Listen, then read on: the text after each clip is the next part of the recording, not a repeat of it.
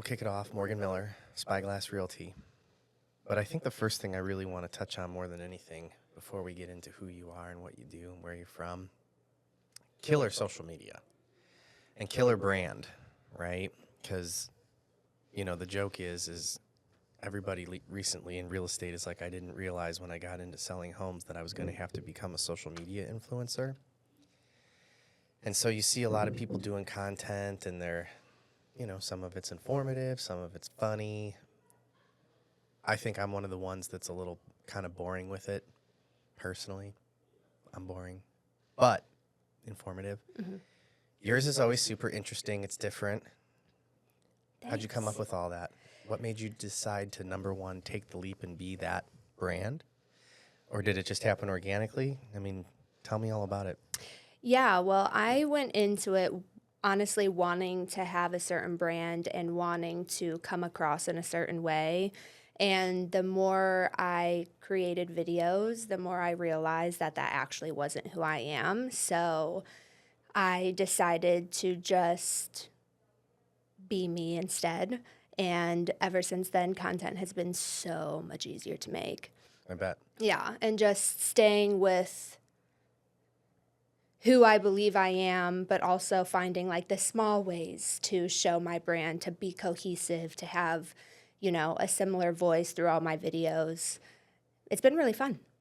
Well, I definitely want to commend you for it because you don't see too many people do it. And then as somebody who has been doing social media for a while now, me personally, at least for my business, I agree with you that I've started kind of being myself a little more. Mm-hmm. And it does make it, you know, easier and more organic. But I think that's really hard for people, you know? And I think it's really self-aware of you to identify that early on because, you know, now to get into a little bit about you and your business and everything. I mean, you've been with Spyglass for how long? It is going on 2 years, going on 3. And was that the first brokerage you worked with, or were you with someone prior to that? That was the first brokerage I had my license with. Got it. Yeah. So in 2 years, you've already identified kind of what you want to do and, for lack of a better term, like being yourself. Mm-hmm. I think there's agents out there that have been doing this for almost a decade that still aren't being themselves. Yeah. Yeah. People like authenticity, especially in the social climate of social media. It really translates to in the real world as well. You know, people can sniff out fakeness. They can sniff out people who's not being genuine. And the more that you show up as yourself for yourself, the right people will follow. You're not going to make everyone happy. Not everyone's going to like you, but the right people will. And that's really what matters at the end of the day. We had, this reminds me of Andrew Dubay, who I believe is with Real. And he was on the podcast, and it was a very similar conversation. His handle is the Gay Real Estate Agent. Oh, yeah. I know him. And so he does a bunch of stuff with wigs, and he's the one, Hey Rich Bitch. Yes. Right, which is a good one. And, you know, very similar conversation where he was just like, yeah, you know, some of the stuff I do is obviously he's joking, it's comedic, but he's like, you know, it's a little edgy. And you know, I asked him, I said, are you worried about like offending people or like losing clientele? And kind of just what you said, he's like, I'm trying to attract people that I feel like are a good fit for me. And if people are like turned off or, you know, offended by some of the social media content that I'm doing, then I just don't think it's a good fit to begin with. And so you eliminate a lot of the people that would probably end up, you know, wasting your time anyway. I mean, that's one thing we always try to avoid in real estate is people that are going to waste your time because they're definitely out there. Totally. Right? And if you connect with someone organically, you know, through just like a vibe with social media, then they'll probably think twice about wasting your time if they like you, if they like your presence online. Yeah, exactly. And especially in business, if you're not aligned with your values, aligned with your clientele, aligned with the people around you, your business isn't going to grow to its full potential anyways. I agree. So. Where did all of this wisdom come from? Is this something that you picked up in a prior career, or is this just innate Morgan Miller knowledge? Like, again, going back to a lot of agents I know that are very successful in real estate that don't seem to have a grasp on what you're talking about right now. Like, where did this all come from? Yeah, I mean, a lot of it has to do with my upbringing. I have two very hardworking parents. My mom's an entrepreneur. My dad has always worked 80 hours a week. And in a way, I also have had to build myself up. Like, yes, I've had family support, but everything I have is because I've bought it, I've paid for it, I've worked for it.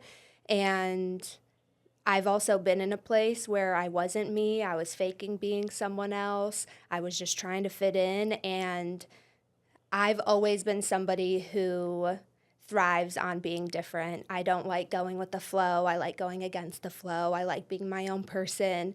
And so for a lot of years, I was really, really hurt because I was just keeping myself in this box that I actually didn't fit in. Mm-hmm.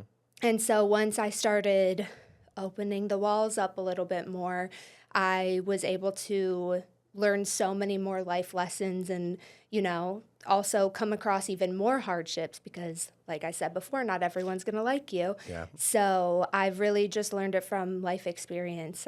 I feel like I've lived so many lives in my small life. So, which can be hard, but also I'm thankful for it because it's led me to who I am today and where I am. Yeah, I would say gratitude would be the number one thing I would suggest because, again, I know a lot of people that are much older and have been kind of living the facade way longer. So, better to figure things out earlier than later. Mm-hmm. So how does this, how does this kind of brand, if you will, translate into your real estate process? In other words, we all kind of have a general idea of who the average real estate agent is. Statistically, NAR statistics, not mine, I believe that the average real estate agent right now is a woman in her 50s. She is, it's a female in her 50s, and it's a blonde woman. Mm-hmm. That's your average agent. So we know who that is. How has you and your brand and being yourself, how does that translate into your process? Or if people are going to connect with you, are they going to get the same sort of real estate experience with maybe just a different attitude? What does that look like? Yeah, so a huge part of my identity and my brand is the way I style myself, from fashion to my hair to my pointy vampire nails. Can we see those? Look at those. I automatically, the moment I get out of the car, they see me, they know that I'm different. But I wear my heart on my sleeve. I always bring as much knowledge as I can to the table, whether it's my first time meeting them or my 17th time meeting them.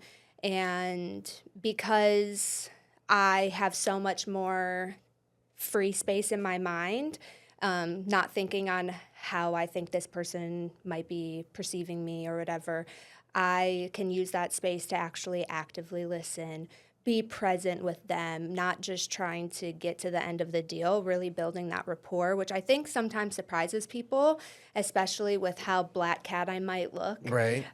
So I'm able to, shine my light in a way that I wasn't before I was the person who I am today. I like that. Yeah. I always ask agents, if you had to choose like an avatar in regards to who your ideal client is, have you had an opportunity to identify that? Of course, you would like to work with multiple types of people, but is there anyone specifically you feel like you vibe with more than others?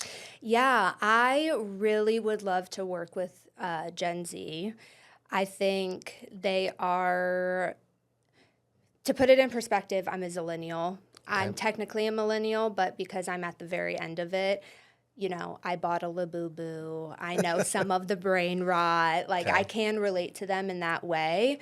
And a lot of Gen Zs, most of them are very not trusting. So being able to get into that market, that niche, and show them that there are people out there that are worth trusting and who will work for them in their best interests excites me. That's what I want. What are the years for Gen Z? I forget. 97 until, I don't know. Okay. Yeah. So basically people who are just now getting into their 30s, late 20s, early 30s? Early 20s to late 30s. Early 20s, late 30s. Got it. Yeah. And why do you think that they're so untrusting? I think they came into life with the internet already being there. There was no life before internet. There was no life before phones. I mean, they all were given iPhones by the age of 5. They've always had social media. They've always seen all of the negative things that life holds, which in a way could be good because early life lessons, but also brings a lot of pessimistic Don't want view to on get canceled. people. Right. Got it. So they're, you know, just not totally believing that the world is great. I can't imagine if I grew up and there was iPhones and live stream and everything like that. I Yeah. lived in a generation where we were able to like party and hang out and didn't have to worry that like someone was gonna put pictures on the internet or something like that. Right. And like I feel like just being present. That's the one thing that social media takes away a lot of the time. And I'm talking about this from experience when I'm out with friends, Yeah. is the lack of presence. Well, yeah, it's interesting because sometimes it's almost like the joy of the experience is watching the video of the experience. I mean, this doesn't resonate with me again, just like a little different, but I see it. I see how it's like, but you were there. Like one of the weird things that I notice about myself is I too sometimes will find myself, something cool is happening and it's like you'll take a video or a photo or whatever. I am mind blown at the amount of times that I will take a photo or a video and then I'll never do anything with it. Mm-hmm. And that is not what the younger generation does. Like somehow there's like this built-in timer that y'all have and it's like, ooh, I've got good stuff and I'm going to like review this and I'm going to edit it and I'm going to post it. And I'm always like, oh man, like, when you finally go into your gallery and you're like, oh my goodness, I can't believe I took all these photos. Look at all this stuff. And that part's cool. Yeah. But I'm never thinking like, oh, I took some good stuff that I need to post. It just doesn't like, it's not in my DNA. Yeah. So yeah, we talked about the avatar. That's always a good one. You've been doing this for 2 years. I don't know if I've ever said this to you. I tell agents that, and this is just my opinion, but your third year is really when things start to click and when you really start to take off. If you're working, of course. And so you're still in that, figuring things out and probably don't have this giant sphere of influence of people that are referring you clients and everything. And if you've been in it for 2 years, that means you started in a pretty tough market. And I think that's exciting because agents that start in easier markets, obviously you hit the ground running and you make good money. But the problem is you leave a lot of money on the table. Yeah. Right? I know that to be a fact for a ton of agents that probably got licensed between like 2017 and 2021, where one of the guys that we have in our office, Chase, is a great example of that. He gets into real estate, he hits the ground running, he immediately thinks he's like God's gift to real estate, and then things start to slow down a little bit, and then looking back, it's like, man, if I knew what I know now, I probably could have almost like doubled my income in those good times. So the point I'm trying to make is that I think starting in a little bit of a harder market is good because when things start to turn, you're not going to be running around and asking questions or looking unconfident or anything along those lines. And although that isn't a way to make money right away, it's really the best way to capitalize when the market's really good. But, starting 2 years ago, what have you been doing that has been generating business for you? How are you getting clients? What works? What doesn't? Like if I was a new agent that just started today, what would the advice that you would give, the maybe mistakes that you've made or things that you've done right? Yeah.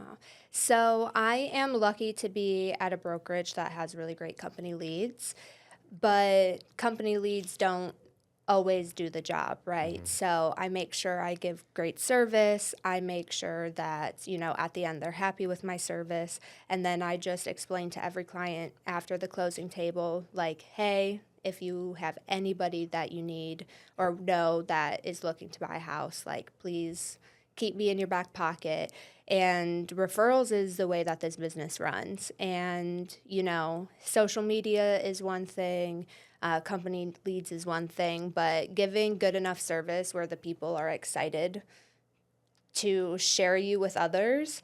Like right now, our client that we have under contract right now, already got one referral from him, got That's awesome. another one up to 4 people on the way.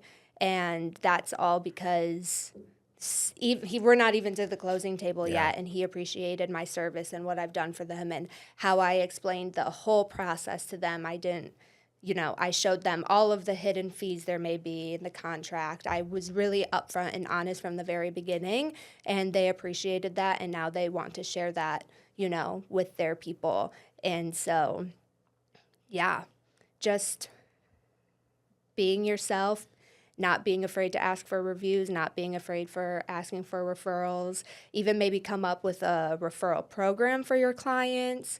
Anything to help the people in their life. I think based on what you're saying right now, the one thing that, and again, I don't know how you got it so quickly, but your level of confidence is definitely, it's cool to watch, because when I talk to a lot of agents, I think that the imposter syndrome and just the lack of confidence is one of the things that unfortunately hurts them, right? Like we talk about it all the time, like you have to ask for the business. And if I'm being totally transparent, I went through years of being such a good salesperson and such a good customer service person.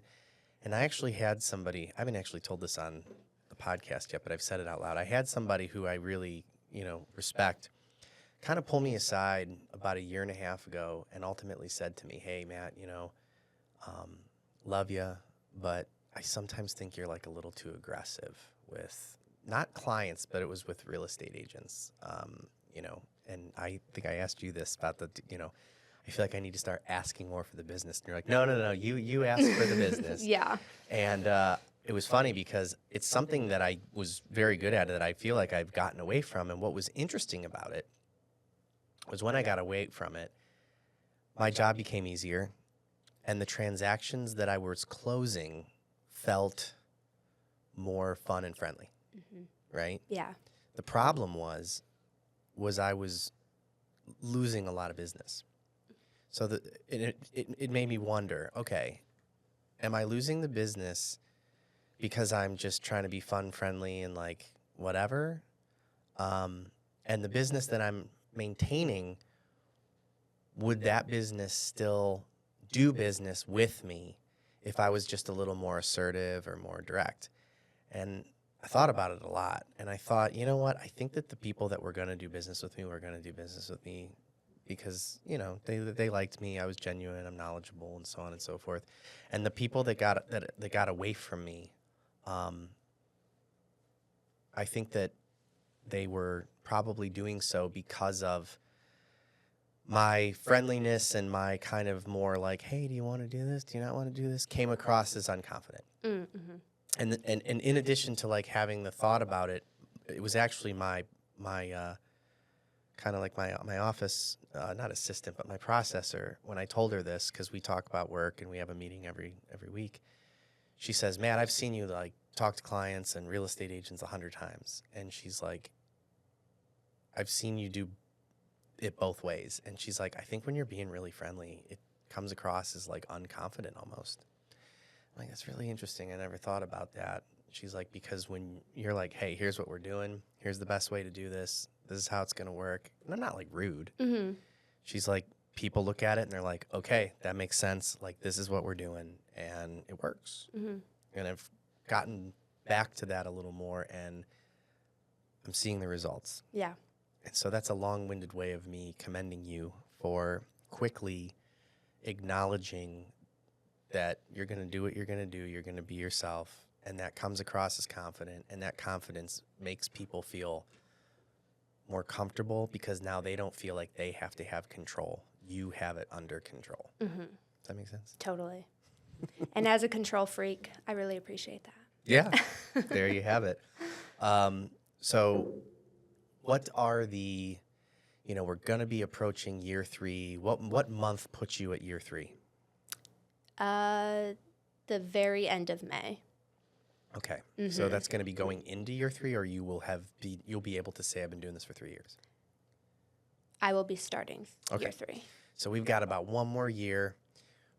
Anything that now that you've got this like 2-year experience under your belt, you've closed transactions, you've done leases, you've done purchases. Have you done any listings yet? No. Not yet. That usually, yeah, that'll come. Mm-hmm. What do you think's going to take it to the next level?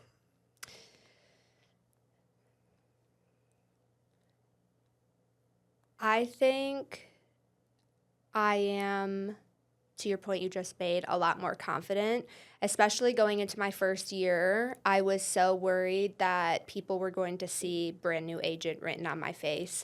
And what I have come to realize in my small tenure of being a real estate agent is that I definitely know more than everybody in the room that I'm with in regards to like meeting with clients, even people who have done multiple transactions.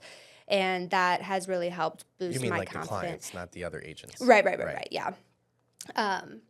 And I think just continuing to persevere through this slower market. And I mean, things I feel like are already clicking for me this year. I don't know what happened, but the moment it hit January 1st, it was like my brain put a switch and I was like, okay, I'm not here to just play around anymore. I'm not here to just barely pay my bills. Like, we're hitting the ground running. So just consistency and perseverance. And I have a chronic illness. I have severe chronic migraines, which is over 15 migraines a month. Bummer. And that does take away a lot of my productivity at times. Sure. But the harder I work on my non-migraine days are going to make the migraine days a little bit easier to handle and to bounce back from. So, yeah. And my social media, this is going to be the year that, it grows even larger and I get even more leads from it. So I'm just excited to continuing to put into practice what I'm already doing. Well, you and I still need to schedule this meeting about ways to generate new business. I know we've been talking about it a lot, and I used to do this as a presentation, and maybe I should figure out a way to get a group together. And because, correct me if I'm wrong, but it sounds to me like you're at a position in your career right now where any client, especially specifically on the buy side, working with you, I mean, there may be agents out there that are just as good as you, but you know enough that like there's not really a lot of agents that are going to be like wildly better than you in terms of, knowing the contract, negotiating, all that kind of stuff. Like 2 years in, you're there. So really the biggest obstacle at this point is, okay, it's like I've passed the test. I've got a bunch of closings under my belt. I know what I'm doing. Like I'm as good as it gets. Now it's like, how do I get more deals? Yeah. Right. And we'll talk more about that because this is the part that I'm really good at.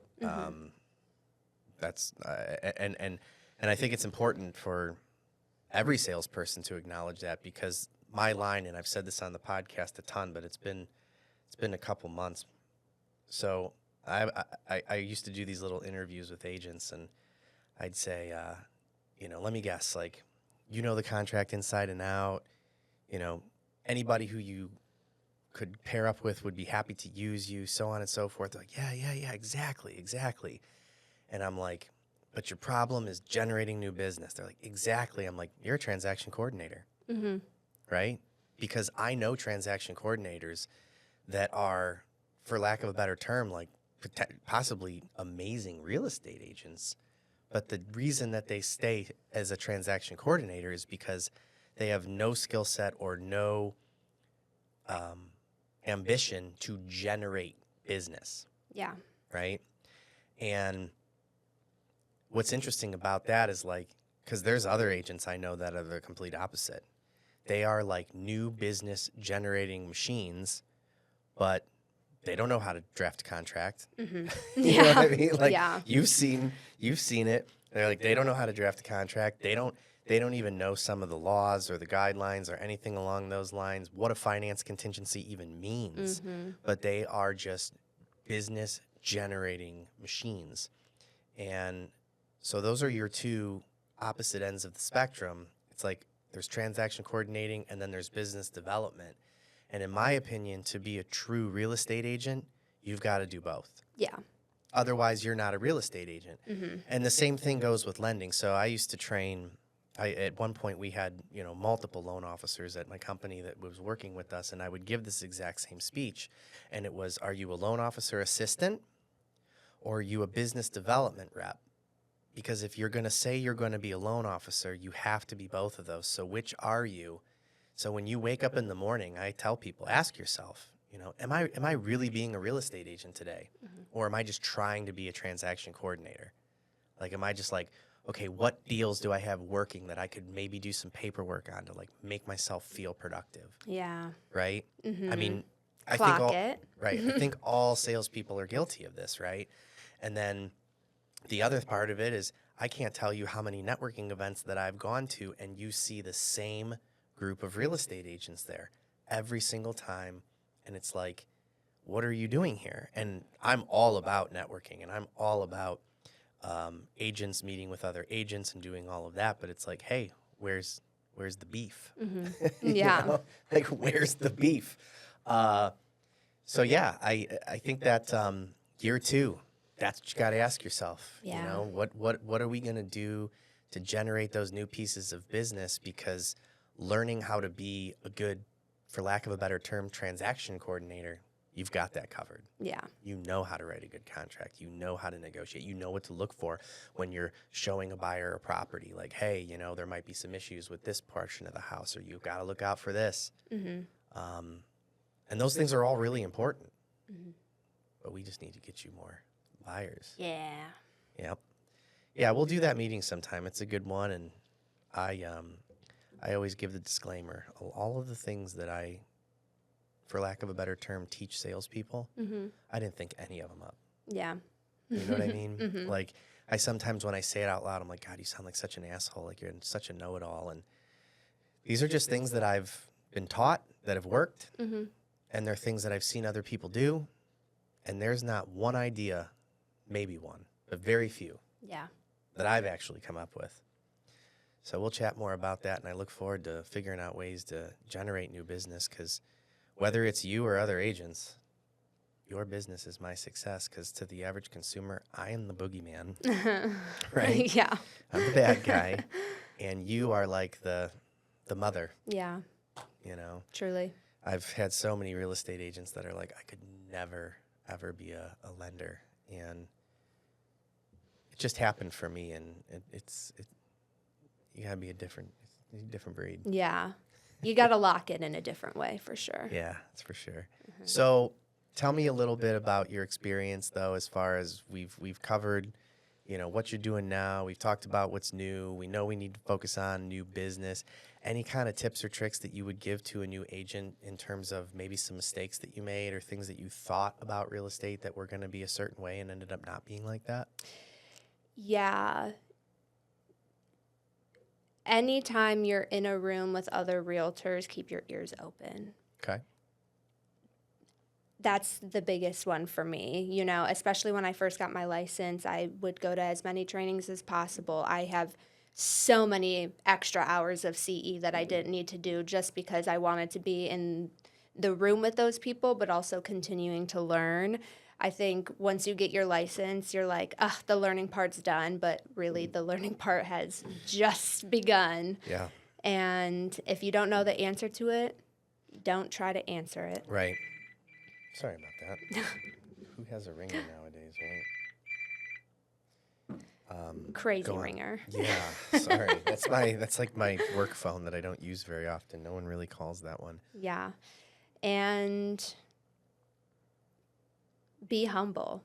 There's a lot of rock star real estate agents that hit the ground running right away, and then their ego kind of takes over, and then they start slipping, and they stop listening, not even just to advice, but learning from other people. Even if you may be the smartest person in the room, there's still things you can learn about life in the room. So those are probably the biggest takeaways that I have that I would tell a newer agent. I gotcha. Yeah.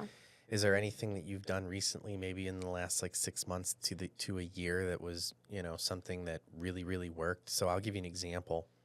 I was talking to an agent that when he is showing homes,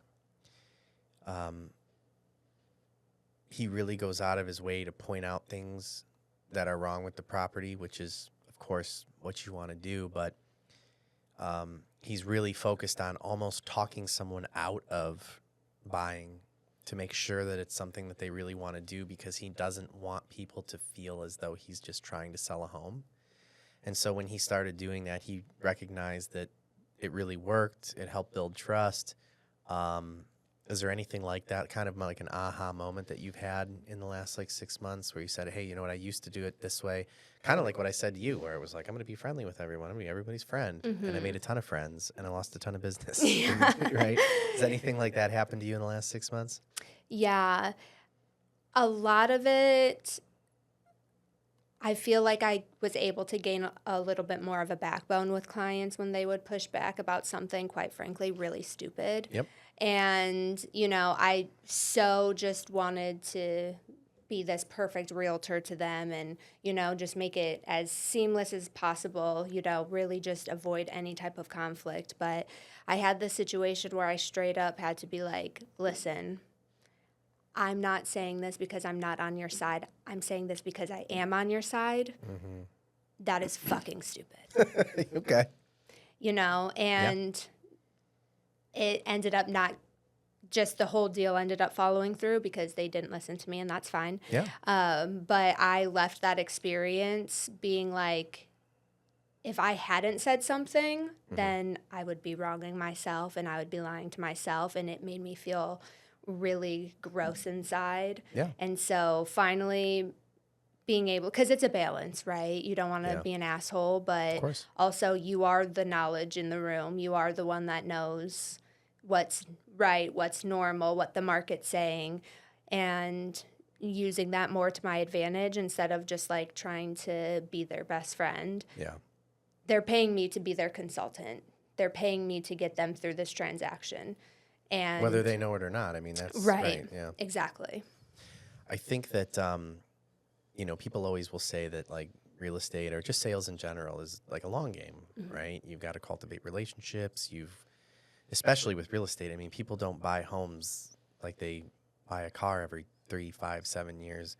And they certainly don't buy homes like grocery shopping or something, right? It's a big decision. So it can take a really long time. And I always remember hearing real estate agents or even lenders being like, it's this is a career, this is a long game. And the one thing that I don't think we talk about enough is it's also a long game in the sense of kind of what you just described, where there have been a lot of deals that I've let go and a lot of transactions that, I've either said no because of whether it was just a client not seeing my value in terms of, profitability, like no, I'm not going to work for free, for example, or, no, this doesn't make sense for you and I'm not going to do it. Or hell, I've even had situations where people are doing something that is like legitimately fraudulent. And it's like, I'm not doing this. And I cannot tell you how many times I have done that. And of course I lose the transaction and I don't make money.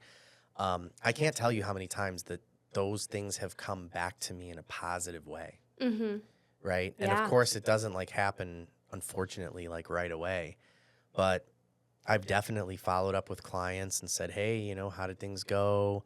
I mean, one of them right now, and this is like exploding on the podcast. It's almost, it's a topic we've been talking a lot of is, the whole stuff that happened with new builds and 2-1 buy downs. Yeah. You can look back on so many episodes of me being very, very cautious of the 2-1 buy down. Again, I did some of them, right? But it's got to be something that the client fully understands, and it's got to be something that makes sense. And there were a lot of them that I'm like, this isn't good. This isn't a good fit. Same thing with like a new build. It's like, let's go buy a new build and package in 6% seller concessions with a 3.5% down payment. We had George Califoot on here yesterday with EXP, and he was kind of proud of him. He admitted, he's like, I have not so many, but he's like, I have a lot of past clients that we put into new builds, not because he like encouraged them to, but that's what they wanted. Mm-hmm. And instead of, kind of maybe saying no or even giving facts that may have made them not want a new build, you kind of go, okay, like this is what we're doing.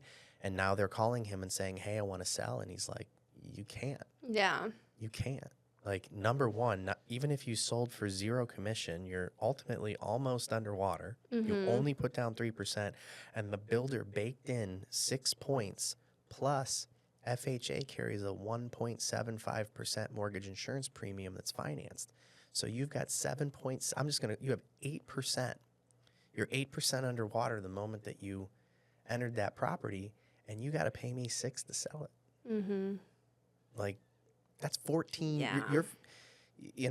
And then on say a $400,000 home, it's like, do you want to stroke a check for 50 grand right now? No, I don't have 50 grand. Yeah, no shit. That's why you only put down 3%. Right. Right. And these are examples of, I know this isn't directed at any specific real estate agent, but these are examples. I mean, I have been on meetings with brokerages where the broker owner is saying, guys, these builders are offering amazing incentives.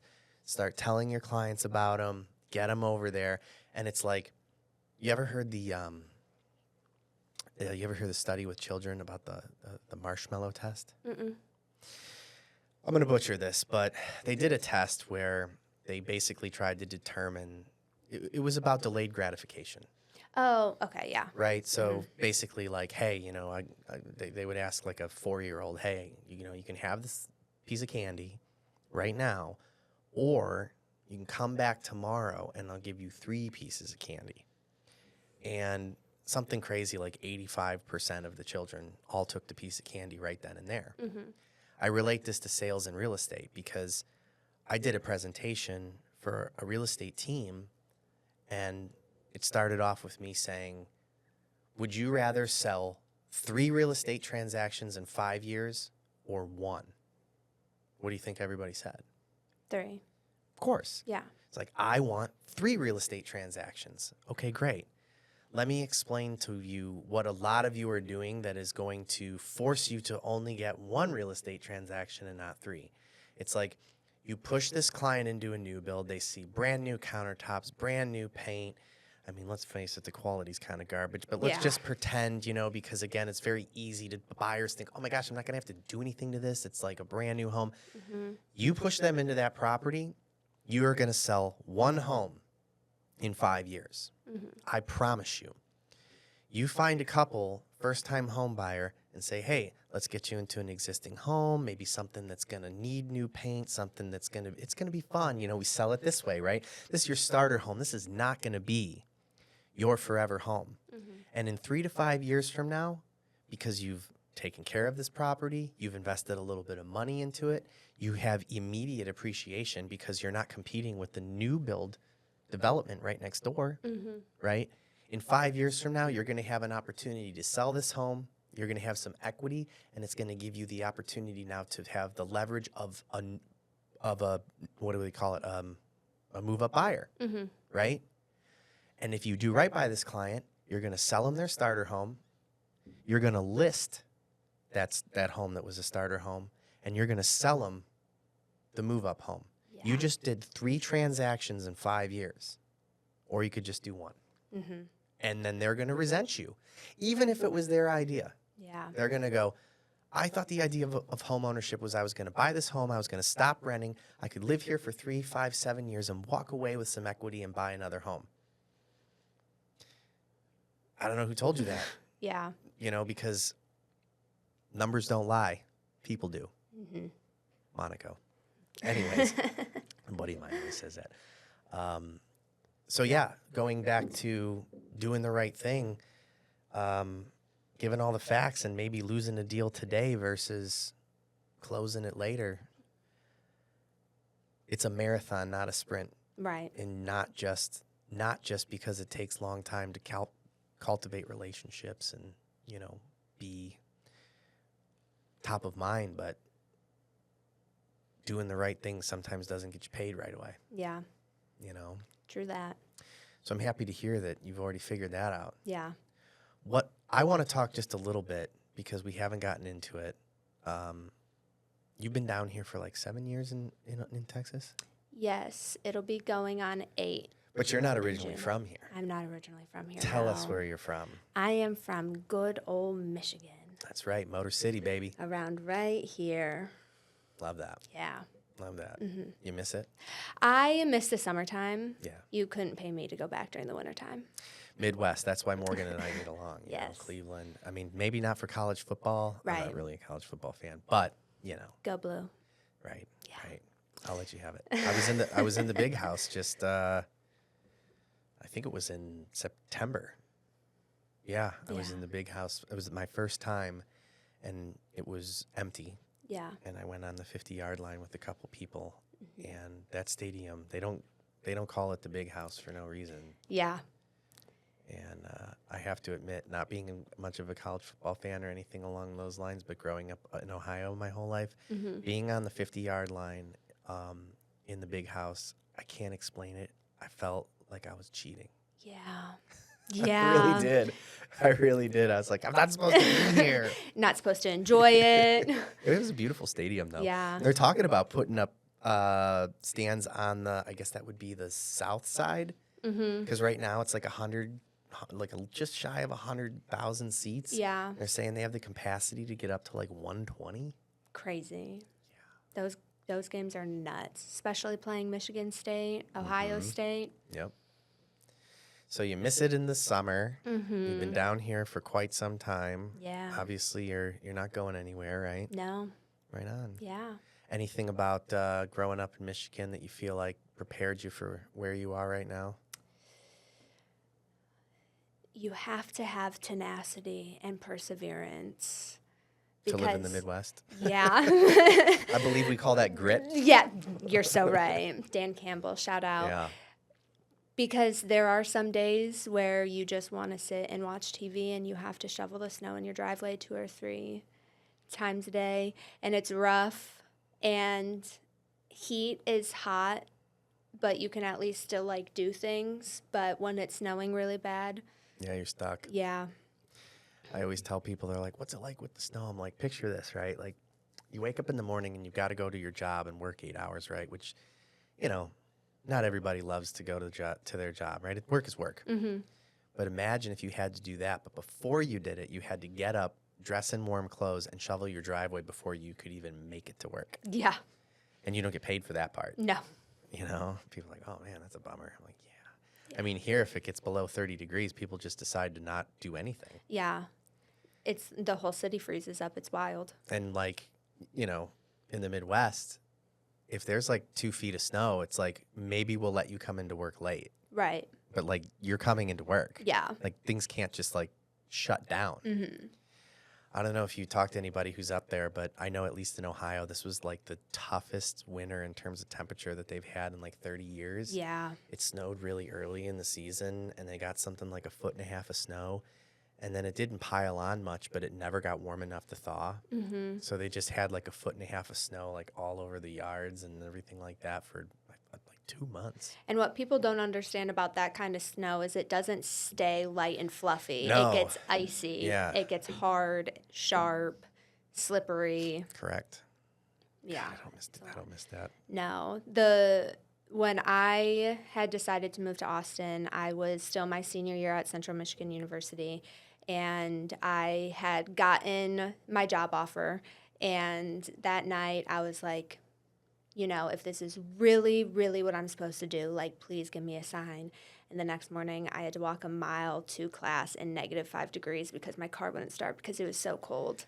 And I sat there and I was like, get me the hell out of this state. I'm done. Yeah, for me, it wasn't so much about the weather, but for me, it was almost the opposite. You know, I came down here for work-related purposes, and then I was never like the biggest fan of the winter by any means, but I came down here in December of 2019. And after about 3 weeks, I was here, and I remember constantly like looking out the window, and in December down here it can be like, it's like 40 degrees, 45 degrees. And Mm-hmm.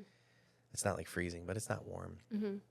And I remember thinking, I was like, even when it's super cold here, the sun's out. Yeah. Yeah. Like, and it really like felt like I felt different. Mm-hmm. And that was really what hammered it home for me. It wasn't the temperature as much as it was of the sunlight. It's so gray because I think Cleveland is very similar to Metro Yeah. Detroit.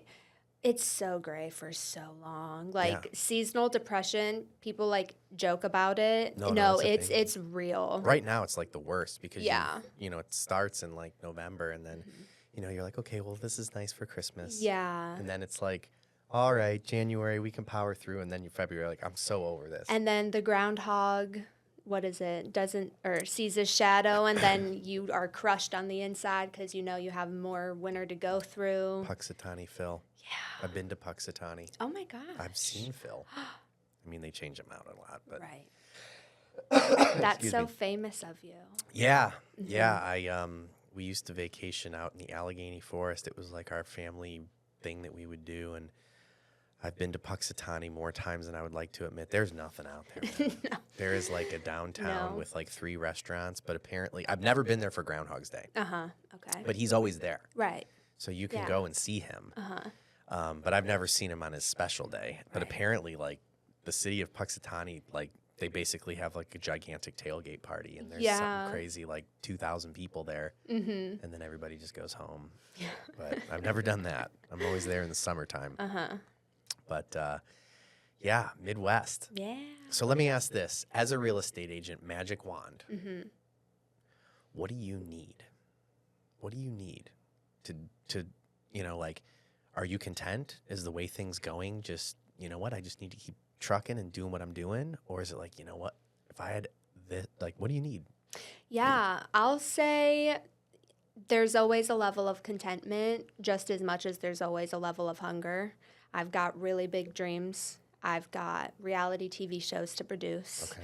I've got all of the things that I want to accomplish in this life, and I can't do that by just being fully content with where I'm at all the time. Mm-hmm. So what I would love is full content creation equipment, good cameras, good mics, a team, and Well, you got 2/3 of that right. I know I do. I don't have a team. Yeah.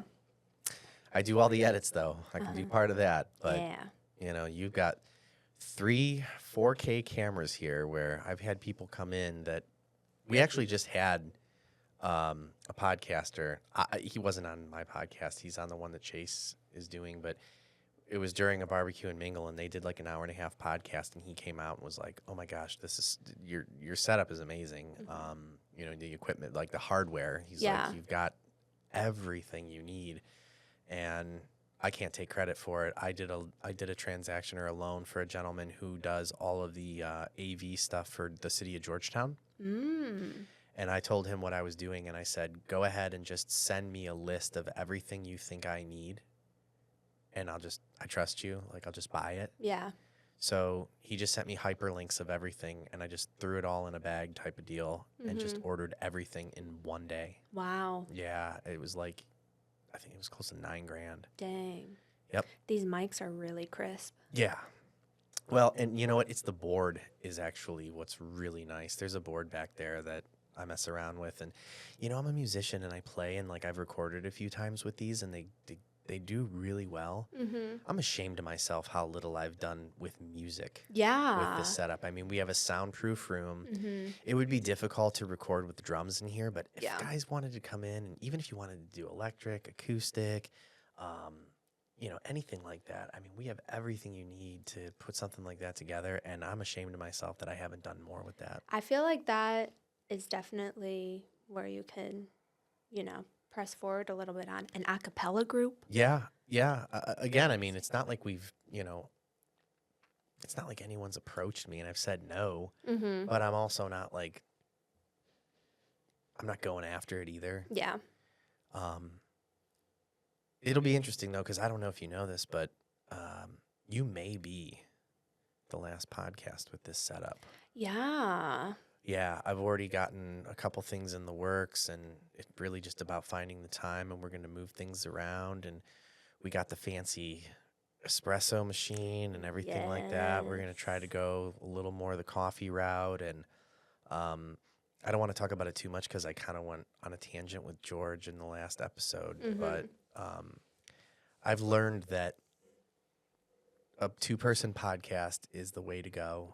3 people can work. 4 is a crowd.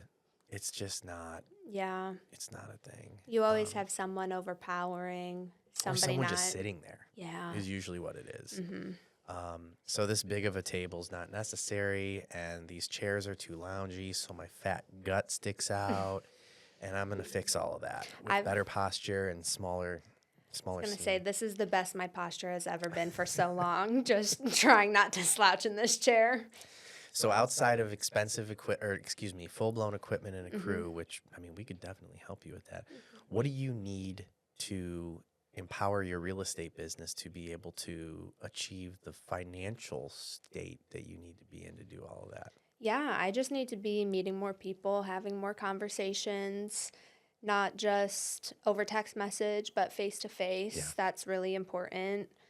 And yeah, just generating the business like you were talking about earlier. That's another thing. When I started getting nicer, I realized agents really like to text more than phone calls. And I really used to fight that. And as I went through my nice phase, I leaned into that. And I regret that. Yeah, really? Big time. Big time. I have really gotten away from it again. I'd say it's been about only 90 days. But I'm in a situation now with agents where if I'm going to give you an update on something, or if I, need to get in touch with you, I'm calling you. And when you don't answer, not if, when you don't answer, it's going to be followed up by a text message to the tune of like, hey, I need to talk to you. Because I've realized that text messaging is efficient when you kind of just need to get something done quickly. Yeah.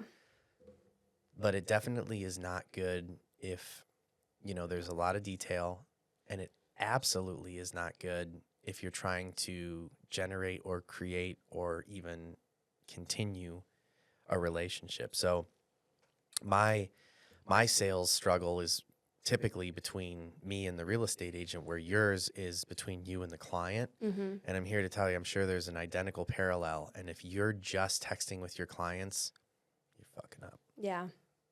I've learned that the hard way, because then it becomes super transactional. We live in a world where, now it's AI chatbots, but even before that, it was some guy in India, and I think a lot of us are guilty of, saying, get me your manager, put me on the phone with your manager. And we do that because we know that we're never going to see that person. Yeah. And when you talk to someone on the phone, and I go out of my way all the time when I talk to clients and even real estate agents, I will tell them, hey, our office is in South Austin, like right by the Central Market, because I want them to be forced to realize, like, I could see you in real life. Yeah. You know what I mean? Totally. Like, I'm a human being. I'm a real freaking person. Yeah. Right? And it seems to change the vibe more than somebody just texting me like, hey, we're about to go under contract on this property. Can you give me the payments on 123 Main Street via text message? Not anymore. No chance. No freaking chance. Like, we're having a conversation. We're going to talk about it. And then, yes, after that, I'll send you all the details. But, like, no, you will not be getting a payment breakdown until we talk about what's going on. Yeah. And it works. So keeps conversation open. Yeah. Well, and what ends up happening is, like, people start asking really good questions, and then it's like, why didn't you ask me this before? Yeah. I think sometimes people either just aren't thinking about the questions that they have, or I think sometimes they're, like, afraid to ask. I don't know why. I run into that a lot. But yeah, I've gotten back to that. So that's another thing That's my advice to you when Yeah. you're dealing with your clients. Keep them on the phone. Mm-hmm. So just need to talk to more people, need to get more deals. Mm-hmm. Any 2026 predictions? Or do you feel like you want to keep it fluid? As a general prediction, I think 2026 is definitely the year that things start to steady in the correct way. The fire horse. Yeah, we're already seeing it. The snake skin has been shed. It is all about progression. Is there anything you shed in 2025 that you're no longer keeping with you? Yeah, last year I was battling with a lot of anxiety for a lot of different reasons. And actually, the past few days, I kind of had this realization on Saturday where I was like, why are we doing that? Yeah. Can't control, as a control freak. I just try to control everything. And maybe if I do this, it'll do this. If I do this, it'll do this. And that wasn't working. I used to be a really bad control freak. And my therapist at the time forced me to focus on being okay with things not being okay. Yeah. And that was really hard for me. And the one thing that helped, because I'm certainly not cured, Mm-hmm. but the one thing that helped me was I started doing silent retreats. Yeah. And that, like, that I don't know what to call it, like that feeling of like not knowing what's going on, because obviously you're without your phone, Mm-hmm. there's no music, there's no TV, you're not even allowed to read, Mm-hmm. you're just there. Yeah. And the ability to be in that kind of, I mean, that to me is like totally being out of control. I have no idea what's going on. I feel like I'm wasting so much time, right? Mm-hmm. It makes you kind of go, I'm being ridiculous. Yeah. You know? Yeah. Like, so that helped me. That helped me. I love a good silent retreat. A lot of people are afraid to be with their thoughts, and understandable because a lot of people are repressing stuff, but our minds are so cool. Yeah, for And sure. they can do such cool things, and you can think so far outside of your normal day-to-day box if you let yourself just let go and be silent for a second. Yeah, I sometimes think that's when, a lot of things get done, right? Like we don't have enough time to, I don't know if you're a Redditor, but yeah, one of my favorite is shower thoughts. Yeah. And I think shower thoughts is just a great testament to the fact that the reason that you're having these shower thoughts, or at least for a lot of people, is because you're in the shower. I know some people are listening to the radio or whatever, but I think a lot of times we're in silence, right? You're not like on your phone. Yeah. And you're kind of forced, even just for 10 or 15 minutes, depending on, how much you have to do in there, you're kind of just quiet, Yeah. doing your thing. And that's where the shower thought comes from. So it's like, imagine doing that for like 2 days. Yeah. Right? And I think everyone, like when I say shower thoughts, everybody knows, like, I know exactly what you mean. Like, you know how many shower thoughts you can have when you're just by yourself in like silence for 2 days? Yeah. Not Some trippy distracting ones. yourself. Exactly. Exactly. Silent retreat. So you let go of some things that you were having anxiety about, and so you left that in 2025 I did. on to bigger and better things. I left that as How'd you do it? It's not easy. No, it's not. I really just had to like dig deep and figure out where the anxiety was truly coming from and what I needed to work through. Like a big thing that I will also say about my business is, yes, I have these massive dreams, bigger than the typical person on the street. But for the past couple years in my business, I've been afraid of success. And I didn't realize that until I really looked back at last year and like pointed out the things that I wasn't doing well, my weaknesses, what I could have done better, what my mistakes were. And it all came down to maybe possibly a little bit of laziness, but mostly like, okay, but like, what if I am successful? So, I love that because I think a lot of people deep down have that fear. And um, I think what you're saying is that you just took a serious moment to force yourself to be self-aware. I've been saying this for years. I feel like self-awareness is like at an all-time low. yeah, yeah.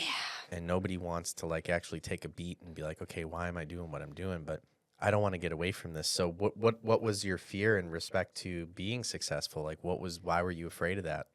Well, coming from a place where we didn't have extra money, let alone money for survival, being a free lunch kid, Yep. I know don't what you know mean. what the fuck to do with money. Mm, I worked in tech. I blew that money every single month. I paid my bills and I blew the rest of it cuz I genuinely don't know what to do when there are dollar signs in my bank account. interesting. So Yeah. you were just afraid of making it and then blowing it and feeling like wasteful? Yeah.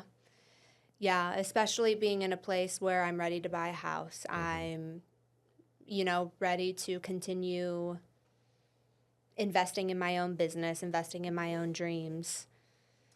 So if I'm hearing you, it's a more like I'm afraid to be successful because I don't want to be a success and fail.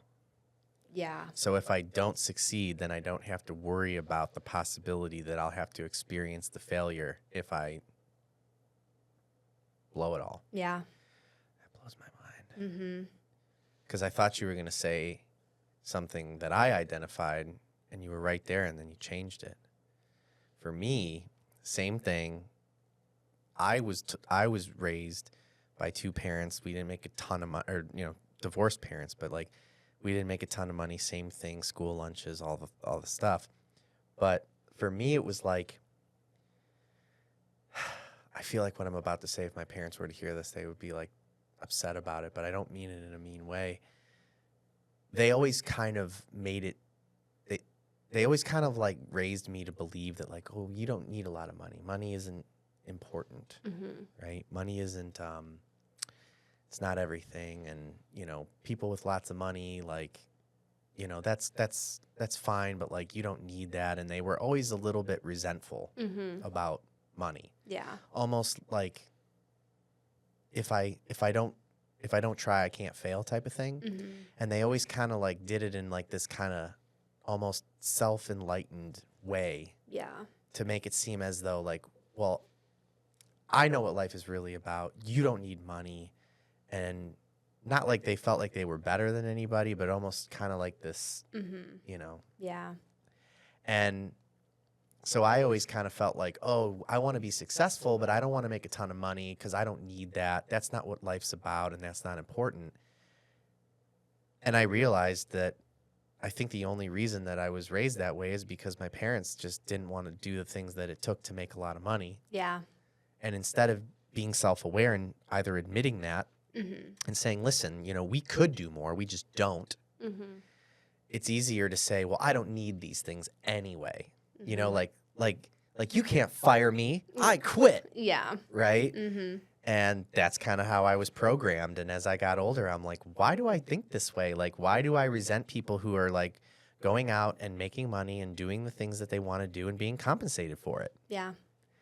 And so I was able to get away from that. But that was my fear of success. It was like, if I become successful, I'm going to become like a rich douchebag Mhm. that like only cares about money. Yeah. Yeah.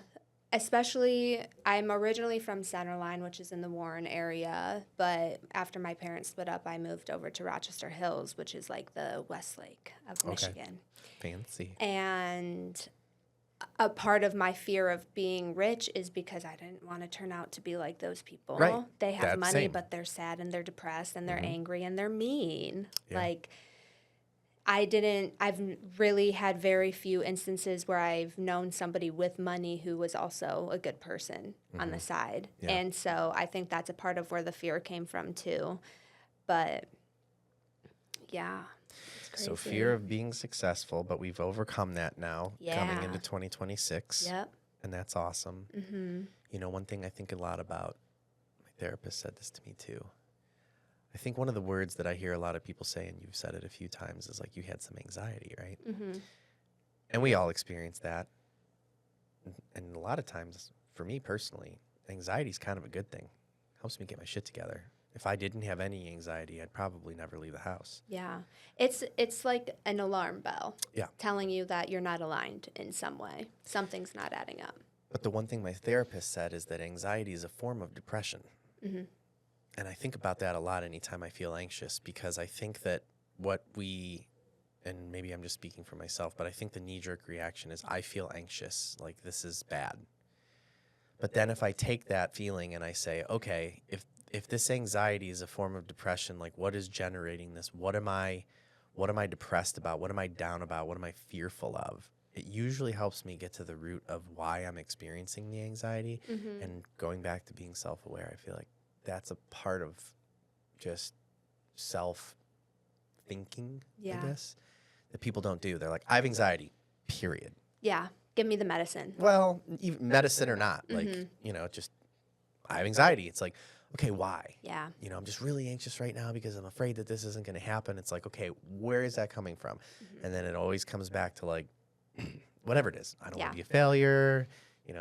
My dad told me I was a loser. Whatever it is. Yeah. I don't know. Mm-hmm. Everybody's got their shit, right? Totally. It's got really deep. I know. So 7-year anniversary for me. We're going to dinner. So I do have to wrap this up. Yeah. But I hope that you have felt it through this. We need to do this more. Yeah. Right? Love this. Good. Love it. Good. Me too. I try to tell agents, I'm like, I think at least once a quarter is like so good for your business, so good for the content, and we'll produce everything. We'll give you full access to it and all that. But it's not even crazy to do this once a month. I mean, Chase and I are typically on like at least once a month. I have FOMO when I watch y'all's podcast. I love that, actually. Yeah. I'm like, damn, I wish I was there. Yeah. Well, I mean, you could come on Market on the Rocks, and maybe what we should do, because we didn't even talk about Mocktail Monday, Oh, we didn't. right? Yeah. Which is another one of your big branding things. Morgan is sober, Mm-hmm. and you do Mocktail Mondays, Yep. and so tell us about it. I like to show Austin bars and restaurants where they're either doing well or where they can be better when it comes to mocktails and non-alcoholic options outside of juice and pop. And so I like to go around Austin and check out just different places, especially the popular places, and, rate their mocktails, rate the price, rate the taste, rate if they even have them, rate if it's on the menu, because we are at a time in our lives where there's a lot of people who may be what's called sober curious or interested to see what life looks like without alcohol. And it's really hard to do when there's no options for you. And thankfully, we live in a city where a lot of people are really showing up in that capacity. And there's a lot of bars and restaurants that have finally, taken the swing to have these options on their menus, but there's always more that can be done. So, Well, maybe what we need to do, because Market on the Rocks is another podcast that we do with Chase Cangelosi, and typically we showcase an alcoholic drink, but maybe we need to do a mocktail market on the rocks. And yeah. we get the three of us on, and you can showcase some of your favorite mocktails. I would be love fun. that. Okay, Yeah. let's plan for that. Yeah, let's do it. Well, thank you for coming on. It's brave of you. You'd be surprised how many people will not do this. And frankly, you were a great guest. Thanks for having me. You're very welcome. You're welcome anytime. Thanks. Thank you.